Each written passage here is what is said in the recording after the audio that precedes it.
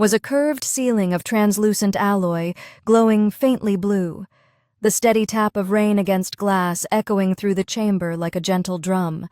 His body ached, not in the sharp, screaming way of torn limbs, but with the deep, gnawing pain of damage that had already begun to heal.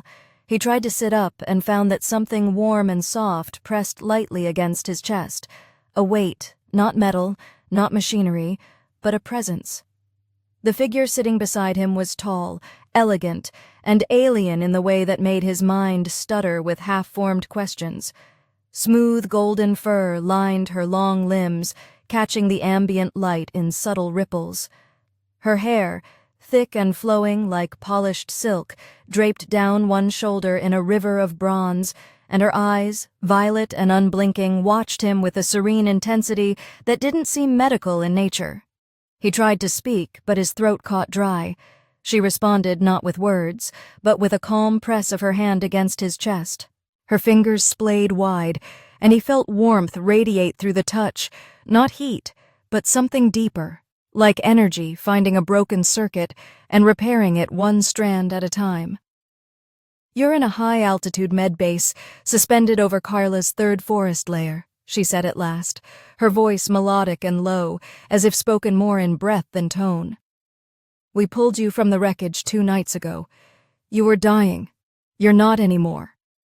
Klaus swallowed hard and gave a slow nod. The crew. She looked away, and the silence that followed was answer enough. He closed his eyes briefly, guilt pressing harder than pain ever could. When he opened them again, she was still there. Her hand never moved, her gaze now studying his face as if learning its story. "I'm Claudia," she added. "I'm your attending healer. Your proximity to me accelerates neural repair. We'll be sharing space while you recover." He raised an eyebrow, confused. "You mean like in the same room?" She smiled, showing no teeth, just the faintest upturn of her lips. "Closer than that." Then she stood, stepping back just far enough for him to see the room properly. Sleek panels lined the walls, softly pooling with embedded biogel tubes, and in the corner, a floating console hovered near a desk of delicate surgical tools. The chamber had no doors, only a layered privacy veil that shimmered faintly across the open arch. But what struck him most was the bed, wide enough for 2, wrapped in cushioning Mosseloff textiles and interlaced with glowing fiber lines, obviously meant for more than just solitary rest. "I don't think that's necessary," he said, uneasy. "Touch therapy, I've read about it, but—" "You don't have to believe in it," she interrupted gently, walking back toward him. "Your biology already responds to mine. I'm not asking permission for intimacy.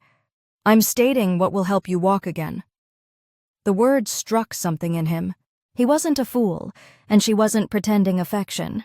There was a clinical detachment in her tone, even as her tail curled slightly behind her, glowing tip leaving a faint streak in the air like a firefly's afterimage. This wasn't seduction. It was protocol alien to him, but clearly standard for her. Still, as she settled beside him on the bed again, one leg drawn up and resting lightly against his side, he tensed. "Claudia," he said slowly, "I appreciate your help, but this closeness, it's not something I'm used to." She tilted her head. "Your people see vulnerability as weakness. Ours sees it as alignment. You're not submitting. You're surviving." Her logic was clean, unshakable. Klaus could argue with the discomfort in his chest, but not with the fact that he was breathing easier now than before she returned to his side. His headache had dulled, and his thoughts no longer came through cotton. Still, he didn't know what to make of her. Her eyes never wavered. Her voice carried no weight of pity. She was just there, unapologetically present. After a moment, she reached forward, gently unclasped one of the biogel cuffs on her wrist, and attached it to his. "You'll start to feel the alignment soon," she murmured. "Try not to resist the warmth. It's supposed to reach the bones." He opened his mouth to reply, but she was already stretching out beside him. One arm draped across his torso, her cheek pressing against his collarbone. For a few stunned moments he lay stiff as a board, unsure if he should protest or comply. But as seconds turned to minutes and her breathing evened into a steady rhythm, something inside him began to relax. Not from desire, not yet, but from the sheer calm her presence radiated. It was like she pulled tension out of him simply by existing. "I'm not used to being touched like this," he admitted quietly, almost ashamed. "You will be," she replied softly. "Or you won't. Either way you'll heal." Heine patterned harder against the glass above. Mist swirled beyond the windows, and biolights flickered through the clouds like drifting stars.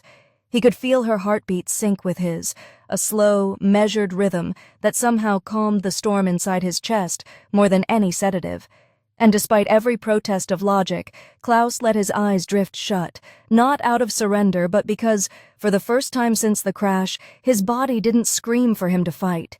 He didn't know what tomorrow would bring or who exactly this strange, serene creature truly was, but right now, she was the only thing tethering him to the world, and whatever happened next, he knew he wouldn't face it alone.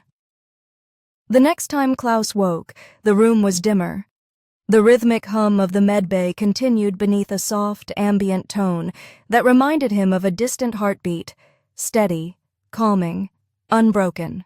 He wasn't sure how long he'd slept, but his body felt lighter, the aches dulled, his muscles less stiff. He shifted beneath the sheets, nodding the faint warmth at his side, and turned his head slightly. Claudia was still there, curled against him like a living blanket of fur and grace.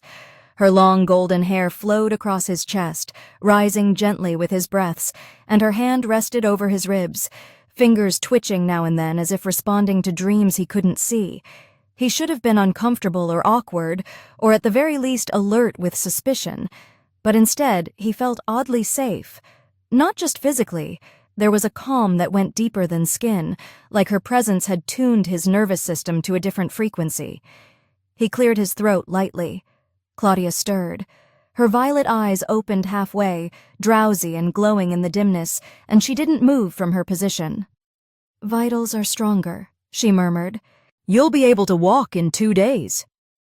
"That's quick," Klaus said, his voice rough but stable, almost unnatural.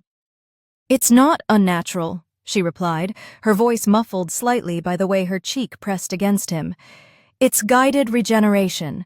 Neural pathways mimic mine. When 2 bodies stay aligned long enough, repair accelerates." She shifted slightly, resting more of her weight across his abdomen. "You didn't fight the link this time. That helped." Klaus didn't respond right away. He looked up at the curved ceiling, watching the faint silhouette of clouds moving past the translucent panels. A slow drizzle tapped the glass with hypnotic rhythm. His thoughts were beginning to collect into order again, but that brought with them the questions he'd left scattered in the fog of recovery. "Why did you do this?" he asked finally. "Why take in a stranger? I could have been a threat." "You were," she said simply. "You had a weapon holstered even while unconscious. You twitched every time I moved near you. Your heart rate spiked when I pressed against your chest, but I've treated worse." Her honesty struck him harder than any accusation, "So you just took the risk." "It's not about risk, it's about balance. You came here broken, afraid, angry. Most patients are. That doesn't mean they deserve to stay that way." She finally sat up, her long limbs folding as she rested beside him, one knee pulled close to her chest. "We don't just heal bones here, Klaus. We quiet storms." He eyed her carefully now, truly seeing her beyond her alien beauty. There was discipline behind her calm, training behind her stillness, and something deeper, something wounded, maybe even guarded. He remembered the scars he'd glimpsed last night, barely visible beneath her fur, the kind no therapy beads could erase. "You were a soldier once," he said. "Not a question." Claudia's gaze flicked toward him, steady and unreadable. "Everyone in my generation was. The war conscripted by bloodline. Either you served or you were cast out. I served." She paused, then exhaled slowly. "I left after the first purge, became a healer. This medbay is one of the few places left where species don't shoot first. Her words sat heavy between them. Klaus looked away, guilt crawling back into his chest. I fought in that war too. I was on the northern front when the embassies collapsed. We lost contact with your system. Command assumed you'd all gone dark to regroup. We did, she said, to survive. The silence that followed wasn't uncomfortable. It was respectful. Two people acknowledging the weight of the past without drowning in it. Claudia leaned forward, her fingers brushing against a glowing panel near the bedside. A soft hum rose as a set of floating beads lifted from a nearby console, hovering above his chest before settling gently onto his skin. They pulsed in color, shifting between amber and blue, slowly cycling with each breath he took. Therapy beads, she explained, designed to follow your rhythm and release microstimuli. Think of them as extensions of me, less warm, more technical. Klaus chuckled despite himself, not as charming either. She didn't laugh, but he saw the twitch at the corner of her mouth. They don't lay on top of patience and purr, no. He tilted his head. Purr, you were purring. Unintentional, she admitted. It's an autonomic response when close contact occurs with someone who's sinking positively. I don't control it. It's like you don't control the way your pupils dilated when I touched your collarbone. That stopped him. You noticed that. I notice everything. It's part of the job. He wasn't sure whether to be embarrassed or impressed. Instead, he shifted the beads, adjusting with him. So what now? I can't stay here forever. You have two options, Claudia said. Heal, then leave quietly, or stay long enough to understand why someone wanted your ship down in the first place. That caught him off guard. You think it wasn't just mechanical failure. Your black box data was clean. Too clean. That ship didn't crash, it was redirected. The beacon was overridden mid-flight right before entry. Klaus stiffened, adrenaline creeping back into his veins. Someone sabotaged the signal. Someone tried to kill you. His mind raced, pieces of the last mission falling into place. The odd cargo reroute, the missing tech manifest, the silent comms right before descent. He thought he'd been delivering medical supplies, but he'd never seen the crates opened. He cursed it under his breath. If they knew I survived. They don't, Claudia cut in. The medbay is shielded. We blocked your signal the moment we pulled your pod. Then I'm a ghost right now, he muttered. Dead on record. She nodded, which gives you a choice. Stay dead and disappear, or use that to find who buried you. Klaus looked at her, really looked, and for the first time saw the strange alignment between them, not just as physical or medical, but strategic. She wasn't just healing him. She was giving him cover, a chance, a plan, and perhaps more than that, someone to fight beside, someone who didn't flinch at scars or past sins. I'll need a full systems relay, he said. Comms data, logs from the crash, anything you pulled from the wreckage. You'll have it, Claudia replied, already rising to her feet with the grace of someone who didn't need to prove her strength. But first, another night of therapy. You're still not walking, Klaus. He gave a tired grin. I'm starting to think you just like using me as a mattress. Her violet eyes glowed as she looked over her shoulder.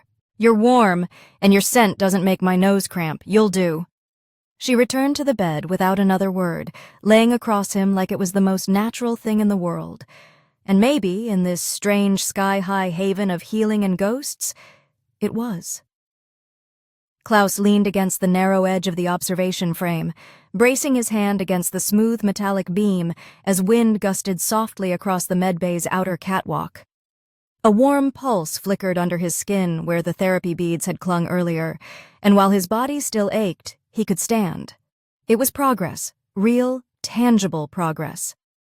Claudia stood a few meters away, speaking quietly into a calm's orb that hovered near her shoulder, issuing instructions to one of the lower canopy units that had just dropped off a stretcher of incoming wounded. From the corner of his eye, Klaus watched as she adjusted one of her biogel cuffs, the fluid within responding to her touch like living ink. She moved with the calm of someone who had seen the worst of war and learned not to waste time flinching. Even in a place designed for healing, conflict had found its way in. He turned his gaze to the newcomers. 3 figures, all injured, all escorted by silent medbots, were being wheeled through the translucent entry veil into the lower recovery bays. One of them, a male with scaled gray skin and a bloodied shoulder, locked eyes with Klaus as he passed. There was no recognition at first, just the raw pain of someone freshly pulled from a battlefield, but then his gaze sharpened. The soldier's mouth twisted, and he spat to the side, murmuring something under his breath in a dialect Klaus remembered from the eastern fronts of the Dorath campaign. Claudia approached the man with practiced ease, speaking to him calmly, but Klaus could see the tension in her tail as it stiffened behind her. Later in the upper level, Klaus sat upright on the Mosulov couch with a datapad resting across his knees. He browsed the crash data Claudia had decrypted from his ship's core systems. The readouts confirmed her suspicion. His flight path had been forcibly diverted, not by external interference, but by an override command embedded within the ship's own nav software. That kind of breach didn't happen by accident. Someone had intentionally sent him spiraling toward Kerala, knowing the atmospheric drag and structural limits of his ship would cause a crash on descent. He should have been vaporized. Instead, he was here alive, and someone out there likely assumed he was. Claudia entered the chamber, a medical scanner in one hand and a neutral expression on her face. She stopped just short of him and tilted her head. "Your muscles are repairing faster than expected. Good response to proximity therapy." Klaus didn't look up from the datapad. "I recognized one of the wounded Eastern Front, Dorath dialect. We faced them at Halloran Ridge. He looked ready to kill me." "You're not wrong," she said, stepping closer. "He served on the opposite side. His name's—" "Yes, sir. He lost his family in a bombing raid your unit was blamed for, though I doubt you ordered it." "I was a transport officer," Klaus muttered. "I didn't drop ordnance, but to him I wore the uniform. That's enough." "It often is," Claudia agreed. She sat down beside him, crossing one leg over the other as her iridescent veins flickered faintly with emotion she didn't show in her face. "Yes, sir. We'll recover, but he requested not to share a chamber with you. I granted it." Klaus nodded. He appreciated that. Why treat them at all? His people weren't just enemies. They targeted your kind specifically. Some of their officers had open bounties on beast women. Claudia's expression didn't shift. Her voice stayed level. "Because healing isn't political. If it were, this medbay would be a graveyard. Everyone has blood on their hands, Klaus. The point is deciding what you do next." Her words struck deeper than he expected. He looked at her, then down at his hands. They didn't shake like before, didn't twitch with the tremors of injury or shock. The therapy was working, yes, but something else was changing too. Maybe her influence, maybe just the stillness of this strange floating sanctuary above the chaos of the galaxy. "I used to believe in orders," he said after a long pause. "Chain of command, structure, but the way they sent me out, no mission briefing, no contact. And now I find a detour command laced into my own ship's nav system." He met her eyes, steady now. "They wanted me gone." She reached out and placed her hand over his, warm and firm. "You're not gone. You're here, and you're not done." He wanted to ask what she meant, but their moment was interrupted by a low chime, an alert from the diagnostics console. Claudia stood and crossed the room in 2 fluid strides, scanning the readout. "Another emergency inbound," she said. "Small transport pod, crashed in the Southern Valley, non-lethal vitals, 1 passenger." Clough stood as well, a little slower, still stiff but determined. "You going out there?" "I have to. The terrain is unstable near the ridge. Our retrieval bots won't make it through the dense canopy." "I'm coming with you." Claudia turned to face him. "You're still recovering." "I can walk," Clough replied. "And you just said I'm not done. Maybe this is part of that." For a moment she said nothing, then she gave a subtle nod. "Gear up. I'm leaving in 10. They descended via a glider capsule, a silent, circular disc that hovered just beneath the medbay structure. As the wind rushed around them and the clouds parted to reveal the lush expanse of Chirella's forest below, Clough felt something stir inside him, a strange mix of adrenaline and clarity. The medbay had protected him, but now he was stepping back into the unknown, and this time he wasn't alone. Claudia stood beside him, tail flicking slightly as she monitored their descent. Her presence wasn't just comforting, it was grounding. They were bonded now in ways he was only beginning to understand. When the capsule touched down and the mist curled around their boots, Claudia led the way with sure steps through the undergrowth. Clough followed, scanning the treetops and watching for movement. They reached the crash site within minutes. A small transport pod, cracked and steaming, lay half buried against a slope. The hatch was half open, and inside was a human, a woman strapped into a seat with a fractured leg and a datapad clutched tight in her hand. Clough froze as he recognized her face. Lieutenant Mary, a comms analyst from his command unit, one of the few who had known about his route, one of the few who might have had access to the override protocols. Claudia didn't know her, but Clough did, and now all the pieces began to shift into place. Someone had tried to kill him, and the woman who might have helped set the trap had come crashing into his sanctuary. But why? To finish the job or to confess? Either way, the answers had just fallen from the sky. Now stood motionless at the edge of the wreckage, staring at the crumpled escape pod with clenched fists and a gut twisting too tightly to ignore. Lieutenant Mary's eyes, glazed with pain but still sharp with recognition, locked onto him the moment her head turned. Her lips parted slightly, as if unsure whether to speak his name or bite it off. For a second, the tension between them swallowed the mist around them, and the sound of the alien forest faded beneath the weight of everything unsaid. She looked older than he remembered, the kind of age that came not from years but from secrets carried too long. Her hair was matted with sweat and dirt, her uniform singed at the sleeve, but her grip on the datapad remained firm, knuckles white as bone. Claudia stepped forward first, professional and composed, kneeling to check Mary's injuries. "Compound fracture," she muttered. "Not recent. She's been down here for hours." She turned her head just enough to glance at Klaus. Her system beacon was deactivated. She didn't want to be found. Mary flinched when Claudia touched her leg, but she kept her eyes on Klaus.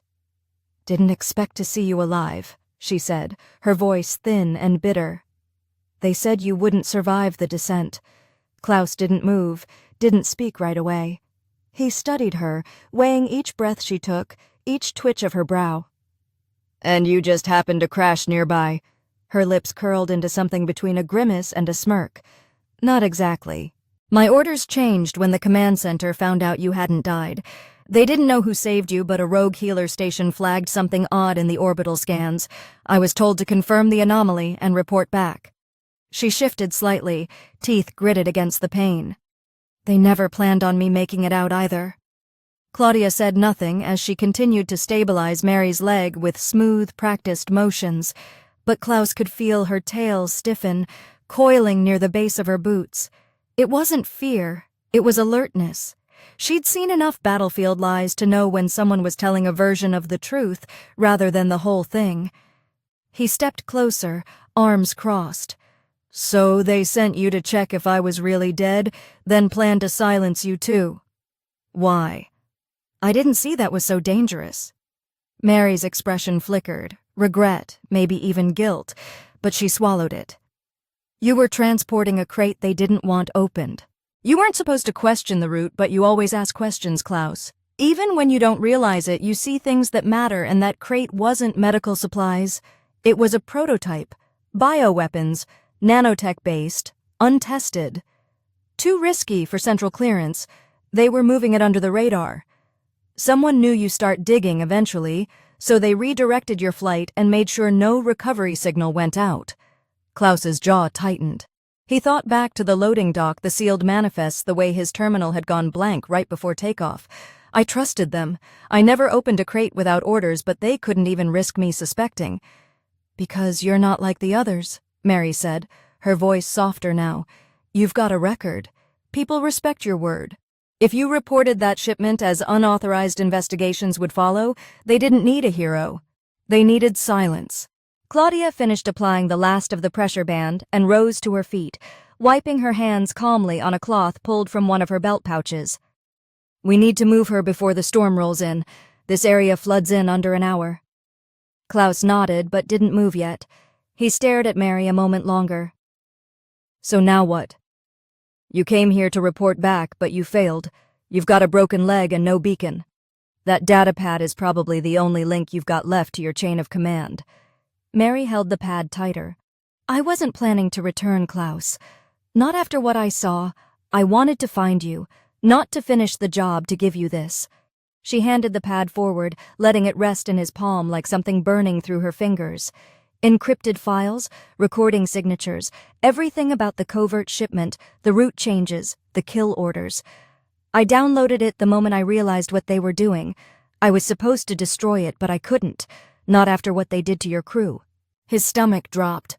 He'd held it together up until that moment, pushing the memory of their faces to the back of his mind, the way soldiers learn to survive. But hearing it spoken, confirmation that they'd been sacrificed not by the enemy, but by their own people, lit something cold and furious inside him. He turned toward Claudia, voice low. "We need to get her back, and then I need a terminal capable of cracking this encryption." "You'll have it," Claudia replied immediately. "And she'll have a bed, but be warned what's on that pad could turn you into a hunted man." "I already am," Klaus muttered. "This just makes it official." Together they lifted Mary carefully into a hover stretcher. Claudia adjusted the stabilizers as Klaus secured the data pad inside a sealed compartment of his jacket. As they began their ascent toward the medbay, mist rising around them and the hum of the capsule cutting softly through the air, he didn't speak again. Mary drifted in and out of consciousness, her pain dulled by Claudia's temporary nerve depressants. Klaus kept one hand on the rail, the other over his chest, where the data pad pressed close to his heart. He wasn't sure what he was about to uncover, but the road ahead was no longer one of recovery. It was war, silent and hidden, fought in shadows and carried by whispers. Back in the medbay, Claudia guided Mary into a private chamber, dimmed the lights, and activated a full bioshield to monitor her vitals. He didn't ask for thanks, didn't comment on the danger Mary brought. She simply did her job with the quiet focus of someone who had long since stopped trying to be surprised by betrayal. Klaus, meanwhile, sat in the diagnostics bay alone, the data pad unlocked beside him, lines of encrypted data running like blood down the screen. Claudia appeared behind him a moment later, her hand resting on the back of his chair. "You don't have to do this tonight," she said quietly. "You're still healing." He glanced up at her, and for a second there was something softer in his face, less soldier, more man. "They already took enough from me, Claudia. I'm not letting them rewrite what's left." Her tail brushed lightly against his leg, a comforting gesture, not possessive, not controlling, just there, solid, present. "Then I'll stay," she said, "until the end of this, whatever it is." Klaus didn't answer, but he didn't need to. Her presence was enough.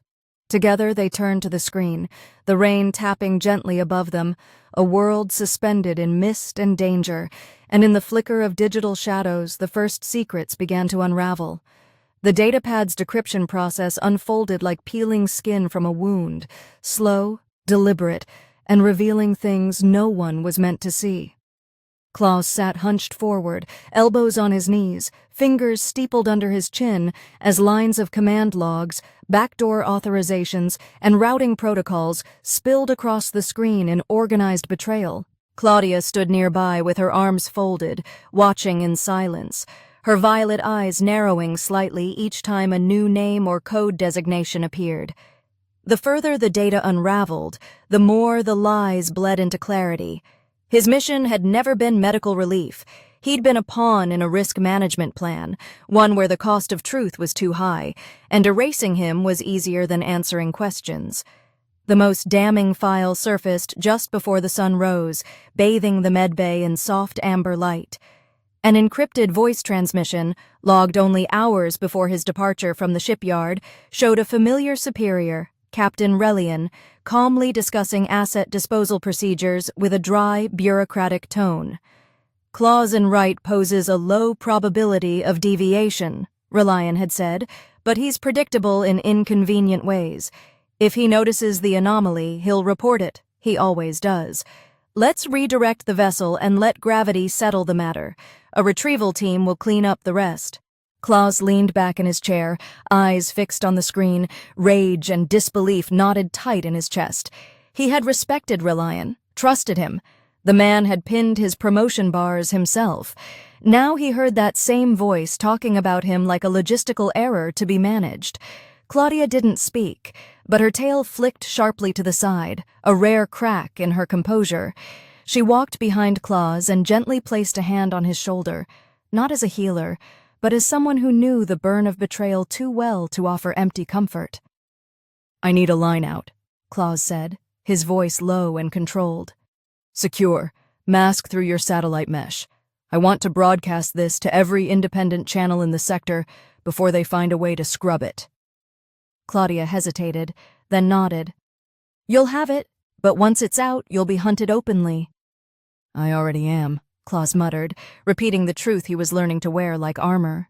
"I'm not hiding anymore." He spent the next 2 hours preparing the message, stripping the files of identifiers that would endanger Mary or implicate anyone outside command. Claudia set up a deep channel node using the medbay's emergency relay and several signal bouncers woven through atmospheric drones. When the transmission finally went out, it carried not only the raw data, but a statement from Klaus himself, simple, direct, and damning. He gave dates, facts, names. He called for an inquiry knowing full well no official body would answer, but the people would hear it, the fleets would talk, the silence would be broken. He didn't expect immediate fallout, which is why the incoming contact alert that blared across the medbay's comms 2 hours later nearly made his stomach turn. Claudia sprang to the console first, her fingers dancing across the controls as she pulled up the source. A ship, fast, armed, and masked with a stealth tag had entered Kira Li's atmosphere. It wasn't broadcasting any official alliance signature. It was military, but not registered. A black vessel. "They're here already," Claudia said, voice flat. "Probably picked up your signal before it bounced out of system. They'll be scanning for you." Klaus didn't wait for instructions. He was already moving. How long before they find this place? If they're careful, hours if they just bomb the area flat. She gave him a pointed look. "Minutes. Then we need to move Mary." Claudia didn't argue. She rushed to the private chamber where Mary lay sedated. The woman was pale but stable, her leg now fitted in a regenerating brace and her vitals steady. Claudia adjusted the neural inhibitor to keep her unconscious and rolled the bed onto a floating stretcher. Klaus took point, guiding them toward the emergency lift hidden in the lower levels, a narrow passage built for evacuation, camouflaged into the structure's foundation. As they descended into the misty underlayers of the forest canopy, the world outside the glass walls flickered with movement. Klaus paused at the lift terminal and glanced out just long enough to catch a glint of black slicing between the clouds. His heart thudded once hard before he sealed the door behind them. Claudia handed him a pulse pistol from her belt. It was smaller than he was used to, but efficient, humming with charge. He checked the battery and nodded once. "Thanks." "You might only get one clean shot with that," she warned. "Make it count." The passage dropped them near the base of a massive tree cluster where the medbay's roots intertwined with the forest floor. Claudia led them through a winding corridor, half-grown from organic metal shaped into vines and structural arches. Hidden pods were docked in a grove, shielded by shimmering veils that bent light around them. She opened one with a handprint scan and guided Mary's stretcher inside. The pod adjusted automatically, syncing to her vitals. "This'll keep her safe," Claudia said. "Autopilot's preset for orbit drift, no clear route, just enough propulsion to stay hidden and out of range. She'll have supplies for a week." Klaus pressed his hand to the exterior once the hatch sealed. He didn't know if he'd ever see Mary again, but whatever guilt she carried, she'd made the right choice in the end. That mattered. He turned to Claudia, who was already scanning the forest canopy with a handheld device that projected a faint map overlay. "They're triangulating now," she said. We've got movement closing in from the north edge. Low-altitude dropships. We make our stand here." She gave him a side glance. "You're thinking like a soldier." "Old habits." She didn't smile, but her tail brushed against his hip. "Then think like a survivor. We move southeast. There's a shielded cave system carved under the ridgeline. It won't find us before nightfall." He followed her without hesitation, ducking through low-hanging branches, boots crunching softly over mossy terrain. As they ran, he found his gaze drifting to her more than once, not just out of gratitude, but something deeper. The way she moved was almost predatory, but never without purpose. She was quiet, but never unsure. Everything she did was for function, protection, or survival. And yet when she glanced back at him now and then, he saw something almost gentle in her expression. Not softness, but care. He was no longer just a patient. They reached the cave just before the first distant explosion echoed across the sky, a muted boom followed by a rising orange glow far behind them. Klaus turned, heart sinking. The medbay was gone. He knew it without needing confirmation. Claudia stood beside him, staring at the smoke curling above the trees. "That place meant something to you," Klaus said. "It meant something to a lot of people," she replied. "Now it's ash." He placed a hand on her shoulder, not as a patient, not as a soldier, but as a man who understood what it meant to lose sanctuary. She didn't pull away. "We'll rebuild," he said. She turned to him, her eyes catching the firelight. "No, we'll make them answer first, then we rebuild." In that moment, Klaus knew this wasn't just about survival anymore. It wasn't just about clearing his name or exposing a lie. It was about reclaiming what had been taken from him, from her, from every soul lost to shadows. And she would stand with him through it all, every step, every storm. The cave system beneath the ridgeline was colder than Klaus expected. The air was damp, heavy with the scent of mineral salt and moss, and the walls shimmered faintly from embedded crystals pooling with bioluminescent light. Claudia led them deeper, her long limbs navigating the narrow, jagged paths with the ease of someone who'd used these trails more than once. Klaus stayed close behind, pulsed pistol at the ready, his breath slower now that the forest canopy and the cave's natural shielding obscured any scans from above. The explosions had stopped. The quiet wasn't comforting. It was the kind that usually came before the next move in a larger game. He wasn't naive enough to think they given up. As they entered a wider chamber, nestled between two sloped rock walls, Claudia stopped and gestured to a concave shelf near the back, naturally formed and wide enough to rest on. "You'll stay here," she said. "They won't be able to track your body heat down this far. Too many thermal pockets in the rock."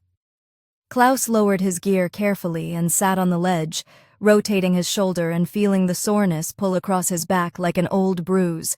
He had healed enough to move, but his body reminded him with every motion that the process was unfinished. Claudia knelt beside him, unfastening the small medkit on her sash. Her fingers moved without hesitation, slipping the biogel pack into his collar, letting it dissolve into the fabric over his skin. The warmth came quick, soothing the deeper tension locked into his spine. "They burned your medbay," Klaus said quietly. "I know, because you saved me, because I chose not to hand you over," she said, her voice even. "They could have spared it. They didn't." He looked at her then, really looked. Her fur still shimmered with faint underlight, though less vibrant than when they first met. The flicker in her eyes seemed dimmer too, not broken, but tempered like a flame carefully banked for later. She had lost something. She wouldn't grieve now. That would come later after survival, but he could feel the weight of it in her touch. When she pressed a patch to his ribs, her fingers lingered longer than they needed to. "Thank you for not running," she said suddenly, not looking at him. "I'm done running." She nodded, then stood and walked a few steps toward the chamber's edge, tail swaying slowly. "They'll wait for nightfall, then they'll sweep the ridge. If they're smart, they'll try to flush the caves with gas or pulse bursts." "Then we hit them first," Klaus replied, standing. If I can draw them out, I can cut through one of the flanks. You said their dropship had no official tags. That means no accountability, but also no backup. Claudia glanced over her shoulder, her gaze calculating. You want to ambush them. With what weapons? You have a pistol. I have claws. That's not a strike force. No, he said, stepping closer. But I know how they think. They're expecting me to run, hide, wait. We give them the opposite. I go visible, make them chase me. You wait for the gap, hit their pilot, disable the ship, and if they shoot you in the head the second they see you. I'm counting on them needing confirmation before they pull the trigger. Someone still wants me alive long enough to confess to something, fake or not. I can use that, by time, just long enough for you to get close. Claudia considered it. Her face was still, but her tail flicked twice, sharp movements, thoughtful ones. When she exhaled and nodded, You'll need bait, something they can't ignore. I've got their files, Klaus said, and a dead medbay. If they believe I've uploaded more logs to external caches, they'll come. And you have. He gave a small grin. I will by the time I'm in position. Claudia moved quickly then, prepping a secondary node she'd hidden in her utility belt. She uploaded a false cache signal to a nearby relay drone, enough to look legitimate to low-sweep scans. When Klaus stepped outside the cave a half-hour later, the signal was already bouncing across 3 angles of approach. They'd see it, they'd want to recover it, and they'd send boots to intercept. The moment he crossed the ridge, the sky opened again. Wind swirling down in slow spirals, mist curling off the trees like breath. He moved deliberately, slow enough to be seen, fast enough to be a challenge. It didn't take long. The first shot rang out behind him, not aimed to kill but to herd. He ducked low and ran hard toward the clearing ahead. The terrain sloped unevenly, roots and jagged rocks jutting up like bone. The ship's silhouette came into view, sleek and ugly, its wings folded tight against the ridge. A figure waited outside it, armed, helmeted, armored. Klaus didn't hesitate. He raised the pistol and fired once, not at the guard but at the scanner tower above the ship. It exploded in a shower of sparks, distracting the sentry long enough for Claudia to appear. She came from the tree line like smoke, fast, silent, low. Her tail lashed once, catching the soldier's weapon, and before he could react, she was on him. No growl, no scream, just efficiency. Her claws slid under the helmet's edge and pressed a nerve cluster that dropped him instantly. She dragged him behind the wing as Klaus reached her.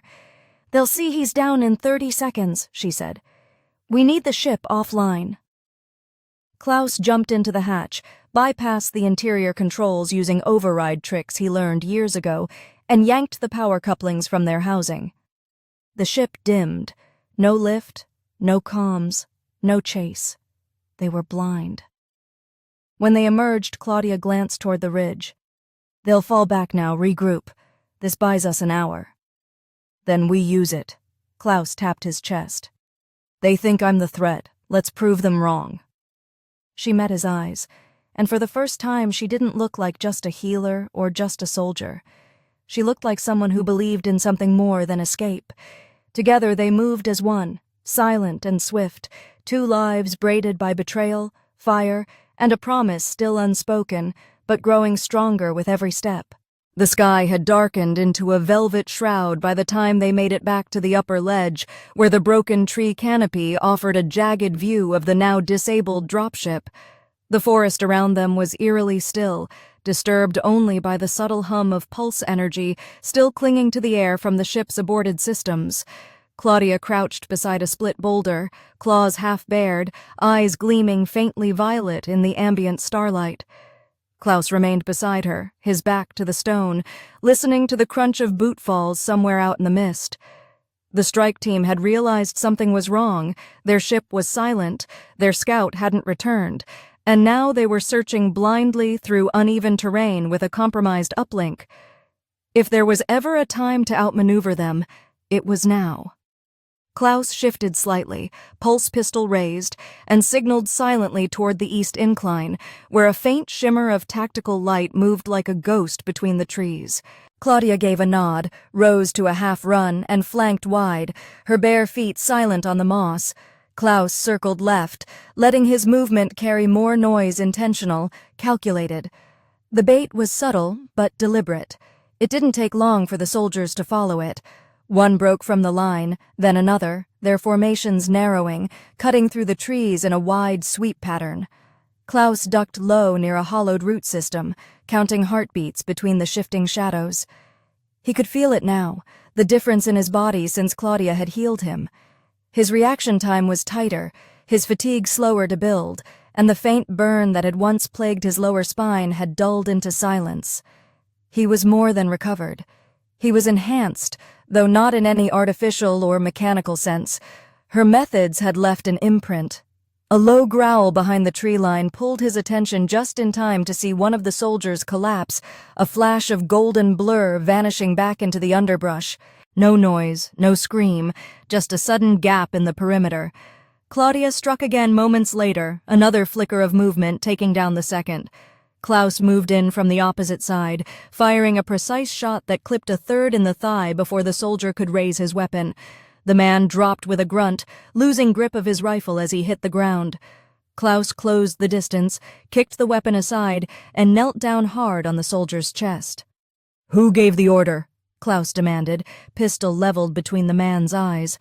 The soldier coughed, blood at the corner of his mouth. "You should have died quietly. Name, rank, who's running the operation?" The man's smirk cracked his lip.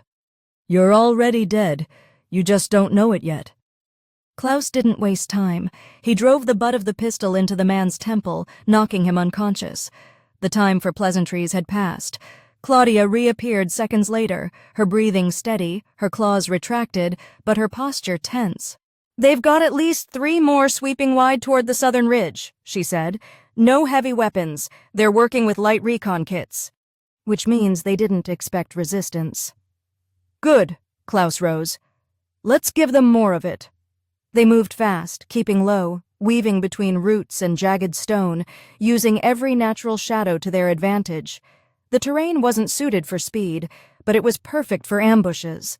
Klaus set 2 directional charges salvaged from the downed ship's locker, small enough to avoid detection, powerful enough to send a message.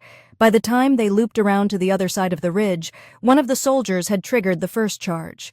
The explosion wasn't lethal, but the fireball that lit up the forest sent the rest of the unit into full retreat posture. Klaus and Claudia didn't follow immediately. Instead, they slipped back toward the disabled ship, re-entering it through the side hatch.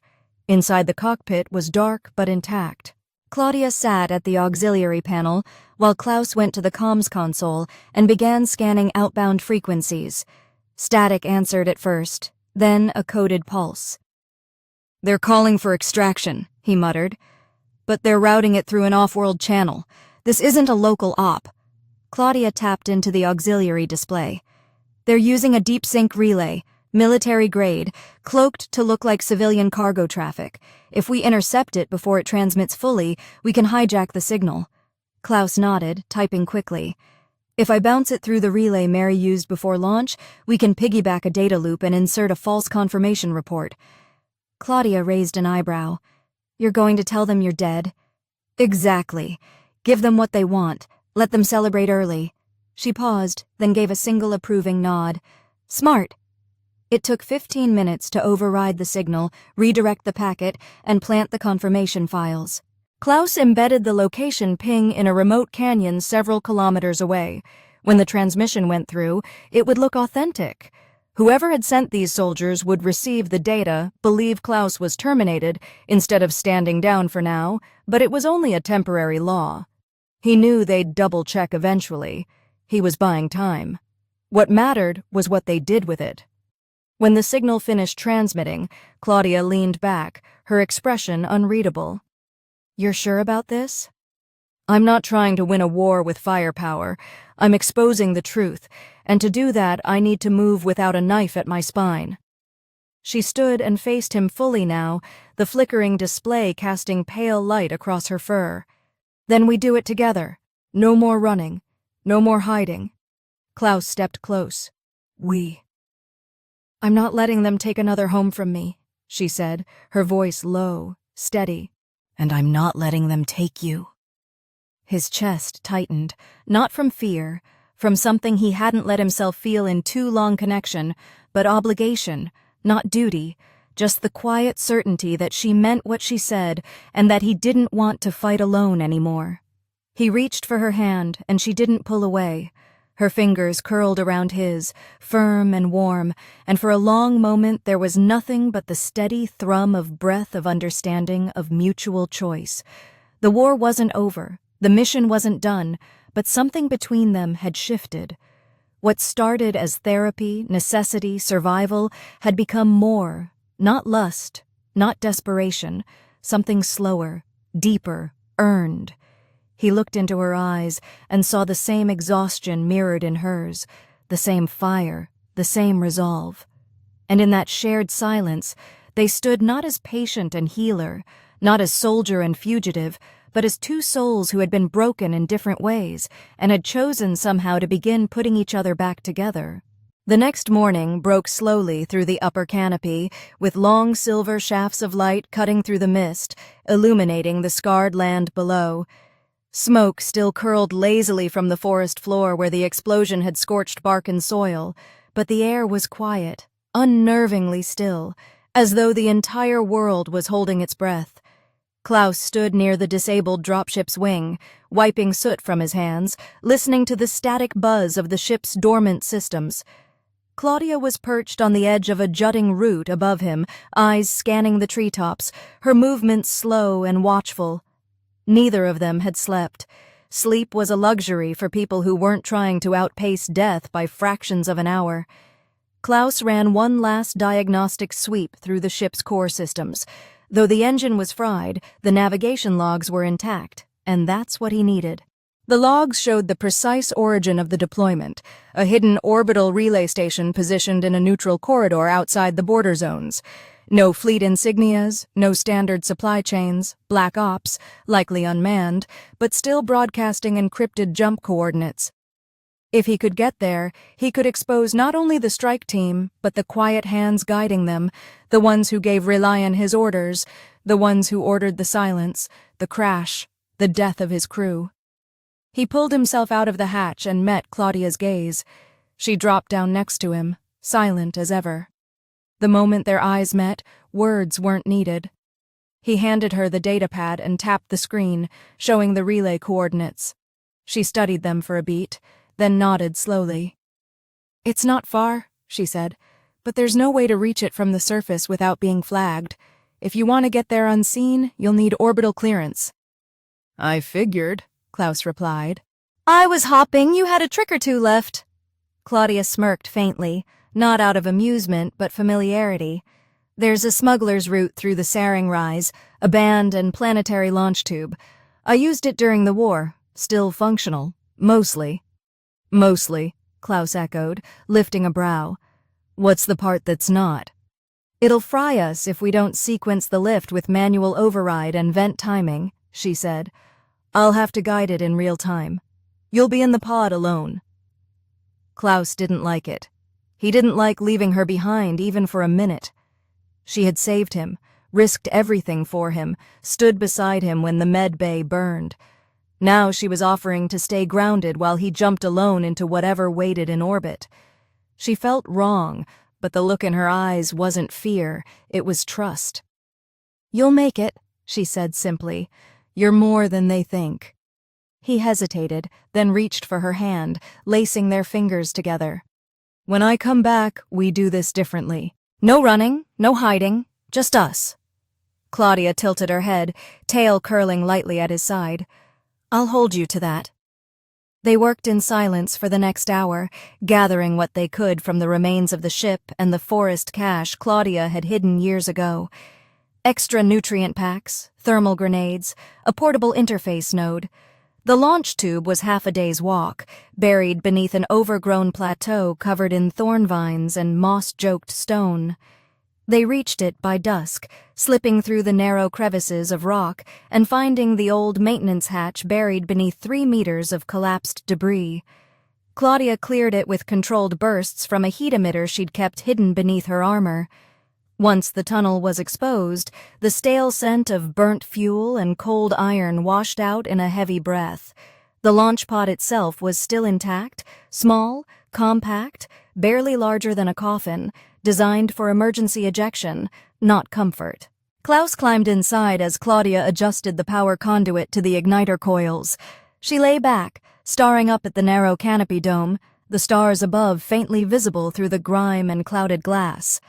Claudia's silhouette leaned into view, her golden fur streaked with dust, violet eyes catching the dim interior light.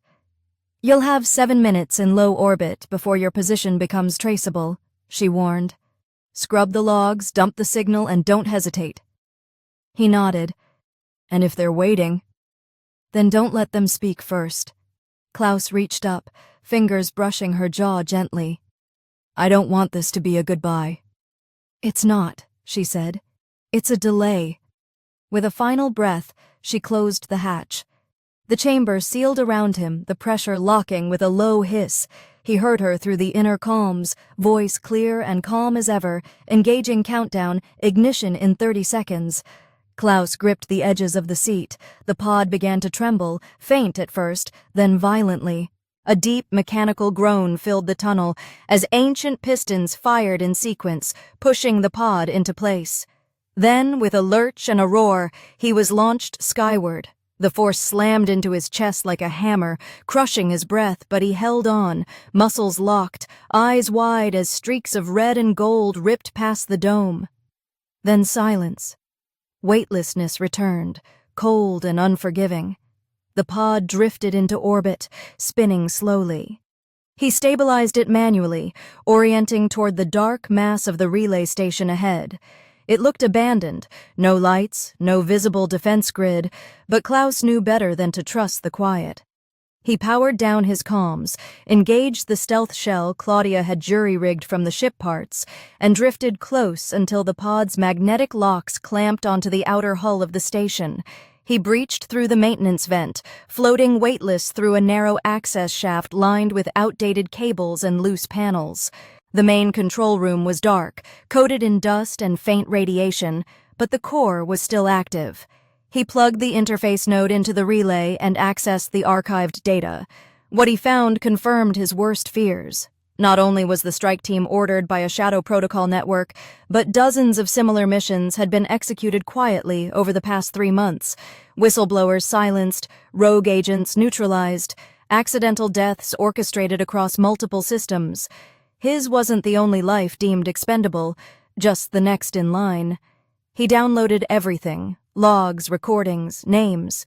Then, using the secondary channel Claudia had shown him, he triggered a mass broadcast sweep encrypted delayed pinged routed through 6 outer net hubs. It couldn't be stopped now. The data would reach every free network, every resistance cell, every officer with enough conscience left to read it. The truth was out. The silence was over. The moment the transfer finished, an alarm blared, not from the relay, from the outer pod. He turned just in time to see the soft red light blinking from his ship's console. One had tracked the signature after all. He was no longer alone. Klaus grabbed the sidearm, pulled his body through the zero-gravity corridor, and prepared to defend the truth with whatever time he had left. But before he moved, his thoughts drifted, not to the mission, not to Relian, not to the flames of the medbay, but to Claudia, her warmth, her voice, her hand in his, and he made himself a promise silent and fierce. He would make it back to her or die trying. The moment Klaus drew his sidearm and pushed off the relay wall, everything in the cramped corridor changed. The soft red alert that blinked from the pod had already escalated to a sharp, angry flash. Someone had overridden the stealth field and triggered a proximity scan. They'd been tracking him the moment he left Kerala. His fingers tightened around the pistol grip as he floated toward the lower chamber of the relay, boots magnetizing briefly against the walls to slow his speed. His breath was measured, every movement purposeful. Panic had no place now. He'd seen death before, flown into firestorms and walked through torn-out hulls. But this was different. This wasn't just about survival. This was about making it back to the woman who had wrapped herself across his chest like armor and warmth in one, and refusing to let this be the end. The breach came fast. The outer hull hissed and warped as a boarding bolt slammed into it, and the sound reverberated through the metal like a pulse of thunder. Klaus ducked behind a fuse pillar as the first plasma cutter began to draw a slow red line across the relay's vented wall. He had maybe a minute, less if they didn't bother being quiet. He reached into the pouch on his belt, pulled out a small disc the size of his palm and pressed it to the control hub beside him. Claudia's failsafe, built from scrap parts in one of her biogel regulators. The second it activated, the entire lighting array dimmed, and the emergency systems began to loop a false distress signal. From the outside, the relay now looked like it had suffered catastrophic failure. On the inside, it would slow down their sensors and keep them blind to his exact location for another crucial few seconds. The hatch blew open in a single burst. New figures entered sleek, black-harmed silent. Not fleet, not police, private contractors or worse. The kind that operated without rules. They moved with precision, scanning in wide arcs, their rifles sweeping ahead of them. Klaus didn't wait for them to settle. He fired first, a tight burst to the side of the first soldier's helmet, knocking the man off balance and into the wall. The second fired back immediately, bolts slamming into the corner pillar where Klaus had taken cover. He'd scorched his cheek as a shot grazed too close. He shifted positions, slid along the opposite conduit and through one of Claudia's EMP beads. The pulse flared in midair, shorting out the tactical visors of both intruders. In the dark, they were blind. He was. He closed the distance, disarming the second with a precise kick to the forearm and ramming his shoulder into the man's chest. They both tumbled in zero gravity, slamming into the overhead duct before Klaus wrestled the man's rifle free and delivered a sharp elbow to the chin. The helmet cracked. The man went limp. The relay returned to silence except for Klaus's ragged breathing. One down, the other stunned but moving. He didn't wait. He shot the rifle once into the upper conduit, triggering the emergency purge valve, venting part of the room, and forcing the last intruder out through the airlock before he could stabilize. Just like that, it was over. But the damage was done. The signal was already out, yes, but now so was his position. If those two had made it, more were coming. He had minutes, not hours. He floated back to the terminal and accessed the nav map. One escape pod remained docked to the far end of the relay, ancient, barely operational but functional enough to re-enter atmosphere. He set the course for Kerala. It would be a rough descent, no steering, no control once it broke orbit, but it would get him down. And down was where she was. Klaus didn't hesitate. He secured the rifle to his back, locked the data node to his suit, and launched himself through the main passage toward the pod bay. The moment he slammed the hatch closed, he started the manual ignition. The pod coughed to life with a grumble that sounded more like a death rattle than an engine, but it fired. He strapped himself in, braced his arms and grit his teeth as the small capsule began its furious descent. Re-entry was fire. The pod rattled like it would tear apart around him, every joint screaming under pressure. Flames licked the outer shell as Kerala's atmosphere consumed them. The shaking was violent enough to make vision blur and muscles strain. But he held fast. He focused on her voice in his mind, the feeling of her body draped across his, the softness in her breath when she said, "You'll do." It became his tether, his anchor as the pod hurtled through the sky like a falling star. When the crash came, it wasn't subtle. The pod slammed into the forest edge near the canyon rim, skidding through soil and stone, flipping twice before finally embedding halfway into a tree trunk. For several long seconds, Klaus saw nothing but sparks and darkness. When sound returned, birds scattering the groan of metal and his own cough as air re-entered his lungs. He was alive, bleeding, but alive. He forced the hatch open and crawled out, collapsing onto the earth below. Kairla's sky blinked above him, half-clouded tinted gold by the morning sun. He was back, But now came the hard part, finding her before they did. He limped to his feet, adrenaline pushing him forward. His comms were dead. His map was fried. But his memory held every step they'd taken together. He moved with a limp but refused to slow, heading toward the rise where Claudia had said she'd wait. The terrain blurred past in fragments, moss thorns roots. Every breath burned, every heartbeat louder than the last. He crested the ridge an hour later, his legs trembling, his hand bloody from a gas across his palm. The clearing was quiet, empty. For a terrifying second, he thought he'd missed her, or worse, that she'd been taken. But then he saw the flicker of movement, slight, graceful, and her form emerged from the edge of the cliffside, carrying a pulse bow in one hand and dragging a fallen drone with the other. Her eyes locked onto him, widened with shock, and she dropped everything as she ran. He didn't have words when she caught him. He just collapsed into her arms, the pain finally catching up to him now that the mission was done. Claudia cradled his wrapping tight around his leg like she'd never let go again.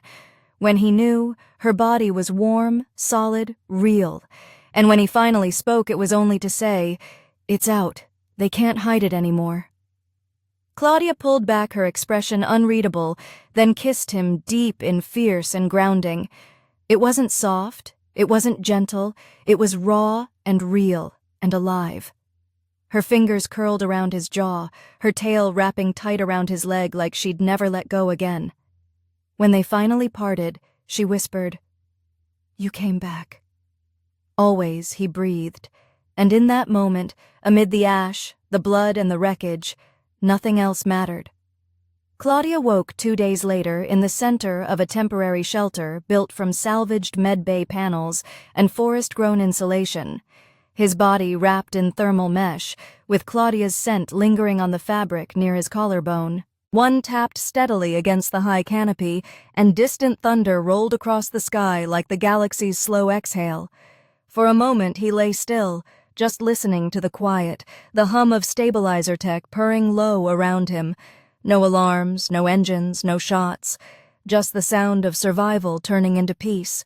His ribs still ached, his muscles sore from the re-entry crash, but it was a dull pain now, more memory than warning.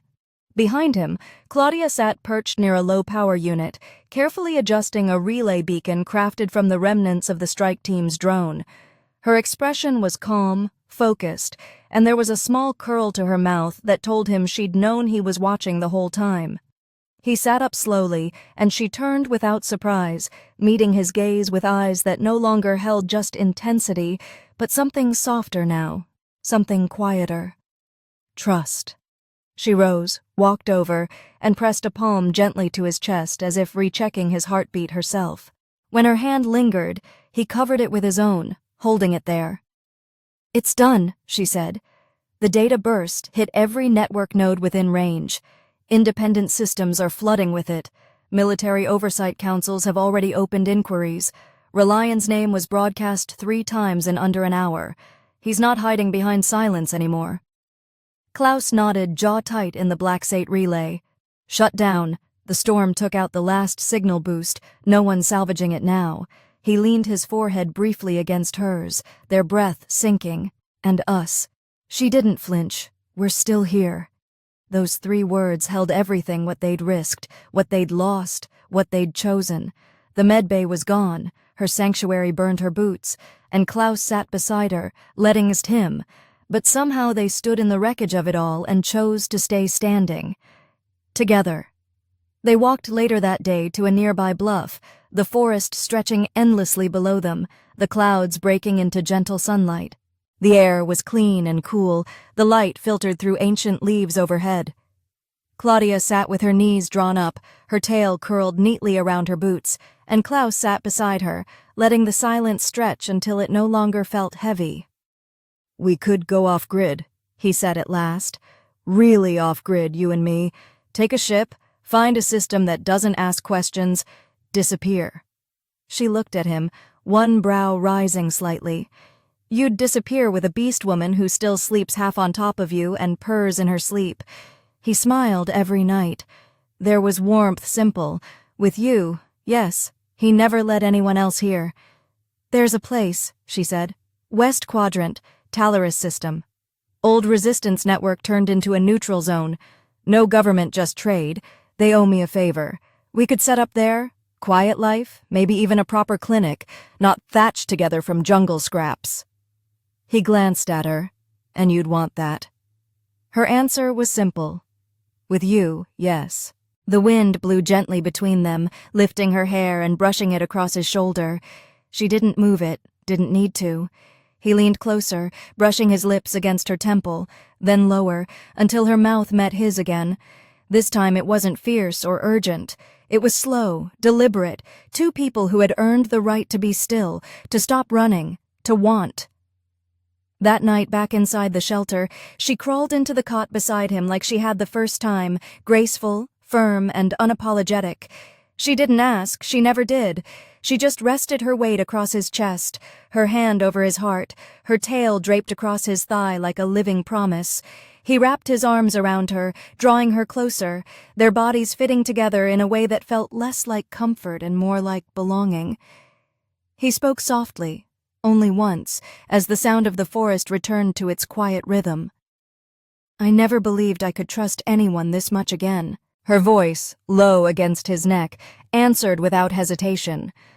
That's because no one ever gave you a reason. He tightened his hold. You did. And in that stillness they remained, two survivors, two fugitives no longer fleeing, healed not by time or technology, but by the presence of one another. There were no more transmissions to send, no more missions to complete, no more ranks or orders or lies to uncover. Only a future they would now build with their own hands. Not because they were owed one, but because they had chosen each other. Because even in a galaxy that had tried to silence them both, they had found something louder, something lasting. Love, and that was enough.